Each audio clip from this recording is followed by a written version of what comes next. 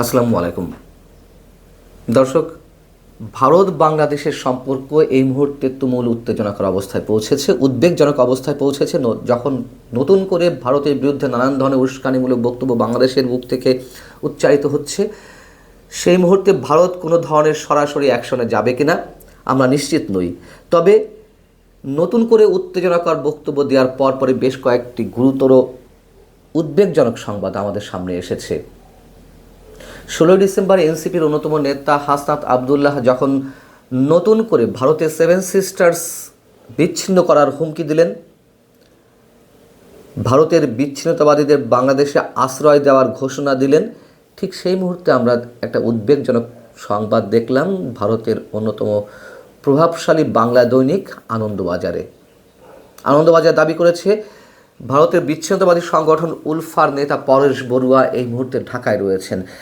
তার মানে কি আমরা কি ধরে নেব যে সত্যিই পরেশ বড়ুয়া বাংলাদেশে অবস্থান করছেন ভারতের বুকে সন্ত্রাসী তৎপরতা চালানোর জন্য, আর সেই খবরটি হাসনাত আবদুল্লাহ জানেন বিধায় তারা এই ধরনের ঘোষণা দিয়ে দিয়েছেন যে প্রয়োজনে ভারতের বিচ্ছিন্নতাবাদীদেরকে বাংলাদেশে আশ্রয় দেওয়া হবে।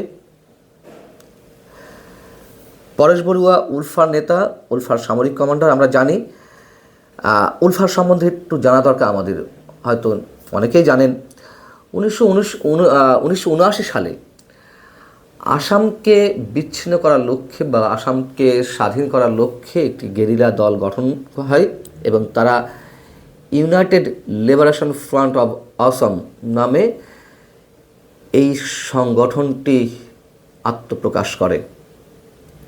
তারপরে 2 দশক ধরে বাংলাদেশ, ভুটান এবং মিয়ানমারে তাদের আস্তানা গেড়ে বিভিন্ন সময় ভারতের সন্ত্রাসী তৎপরতা চালিয়ে আসছিল উলফা।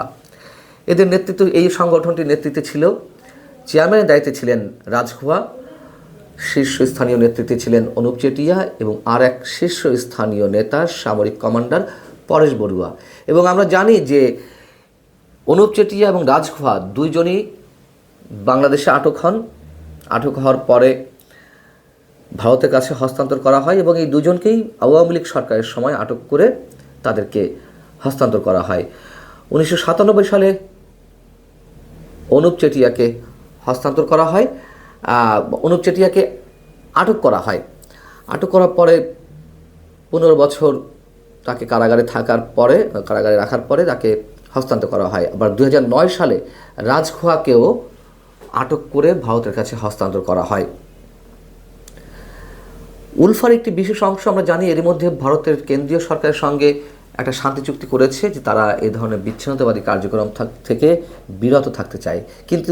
কিন্তু পরেশ বড়ুয়া এখনও সশস্ত্র পথেই আছেন। তিনি ধরাছোঁয়ার বাইরে এবং আমাদের নিশ্চয় মনে থাকার কথা যে বাংলাদেশে 2003-4 সালের দিকে যে 10 ট্রাক অস্ত্র আটক করা হয়েছিল, সেই অস্ত্র মামলায় পরেশ বড়ুয়াকে যাবজ্জীবন কারাদণ্ড দেওয়া হয়েছিল, অর্থাৎ 30 বছরের কারাদণ্ড।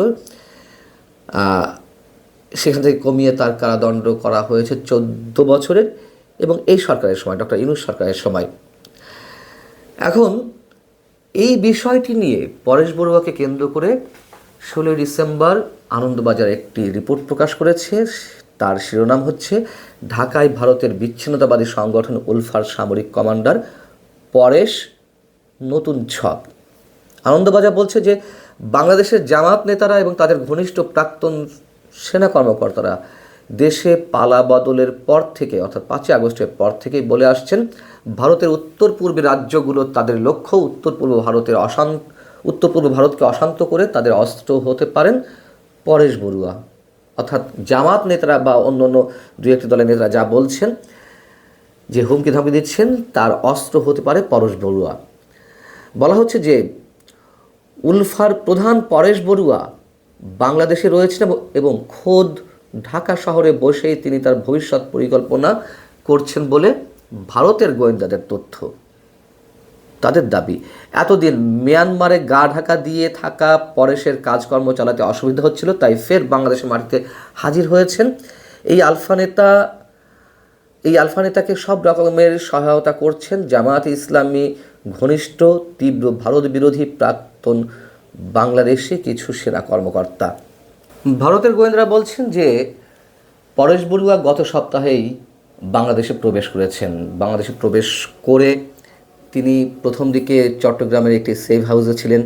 সেখানে সাবেক কয়েকজন সেনা কর্মকর্তা, বাংলাদেশের সাবেক কয়েকজন কর্মকর্তার সঙ্গে তার বৈঠক হয়েছে এবং 10 ট্রাক অস্ত্র মামলায় তার সাথে যে অন্যতম আসামি ছিলেন রেজাউল হায়দার, তার সঙ্গেও বৈঠক হয়েছে। জামাতের সাবেক আমির গোলাম আজমের ছেলে সাবেক সেনা কর্মকর্তা আবদুল্লাহিল আমান আজমির সঙ্গেও বৈঠক হয়েছে এবং এখানে প্রশ্ন তোলা হয়েছে যে কেন পরেশ বড়ুয়া ঢাকায় প্রবেশ করলেন, বাংলাদেশে গেলেন।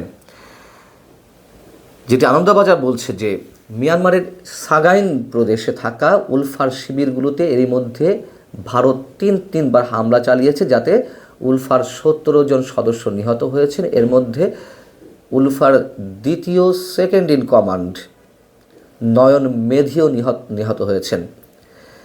তো যখন নয়ন মেধি নিহত হলেন, তারপর দলের পুরো দায়িত্ব এসে পড়েছে পরেশের উপরে। ফলে মিয়ানমারের চেয়ে বাংলাদেশ সুবিধাজনক জায়গা এমনটা মনে করেই তিনি বাংলাদেশে প্রবেশ করেছেন এবং এই ঘটনার পরিপ্রেক্ষিতে আনন্দবাজার যেটি বলছে, ঢাকায় পরেশের উপস্থিতি স্বাভাবিকভাবেই চিন্তা বাড়িয়েছে ভারতের গোয়েন্দাদের। তাদের আশঙ্কা বাংলাদেশের মাটি ব্যবহার করে উত্তর পূর্ব ভারতে উগ্রপন্থী তৎপরতা বাড়াতে সক্রিয় হবেন পরেশ বড়ুয়া। এই ঘটনা অথবা হাসনাত আবদুল্লার যে হুঙ্কার হুঁশিয়ারি, তার পরবর্তীতে আমরা দেখলাম ভারতে নিযুক্ত বাংলাদেশের হাই কমিশনার রিয়াজ হামিদুল্লাহকে তলব করেছে দিল্লি। সেই সঙ্গে ঢাকায় ভারতীয় হাই কমিশনারকে সাম্প্রতিক যে হুমকি দেওয়া হয়েছে ভারতের উদ্দেশ্যে সেই বিষয়টি এবং বাংলাদেশের রাজনৈতিক ব্যক্তিত্বদের ভারত বিরোধী উস্কানিমূলক বক্তব্যের জন্য আনুষ্ঠানিক কূটনৈতিক প্রতিবাদও জানিয়েছে ভারত। পাশাপাশি এটুকুও নিশ্চয় অনেকে জেনেছেন, বাংলাদেশে ভারতের যে ভিসা সেন্টার রয়েছে সেটি চলমান নিরাপত্তা পরিস্থিতির মধ্যে নিরাপত্তাহীনতার আশঙ্কার জায়গা থেকে Bangladesh Indian visa application centre সাময়িকভাবে বন্ধ ঘোষণা করা হয়েছে। বিষয়টা হচ্ছে কি, ভারত যদি আমাদের জন্য হুমকি হয়ে থাকে আমরা সেটি কূটনৈতিকভাবে মোকাবেলা করতে পারি। বাংলাদেশের কোনো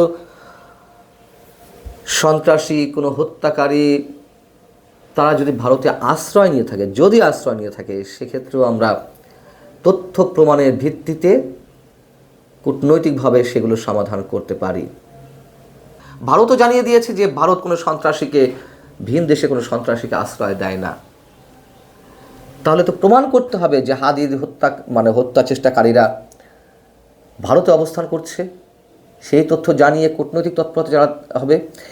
সেটি না করে এই ধরনের বালখিল্যতার পরিচয়ের মধ্য দিয়ে ভারত অ্যাটাক করা হবে, 7 সিস্টার বিচ্ছিন্ন করা হবে, ভারতের বিচ্ছিন্নতাবাদীদেরকে বাংলাদেশে আশ্রয় দেওয়ার মধ্য দিয়ে আর এইসব হুমকি ধামকির কথাবার্তার মধ্য দিয়ে বাংলাদেশ কতটুকু নিরাপদ থাকতে পারবে?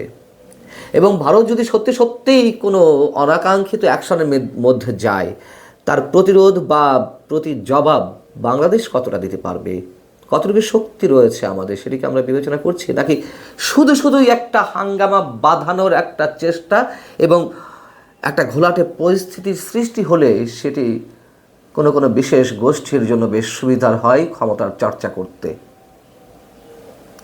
এটি অনেক বড় প্রশ্ন। ভালো থাকুন প্রিয় দর্শক সবাই। আল্লাহ হাফেজ।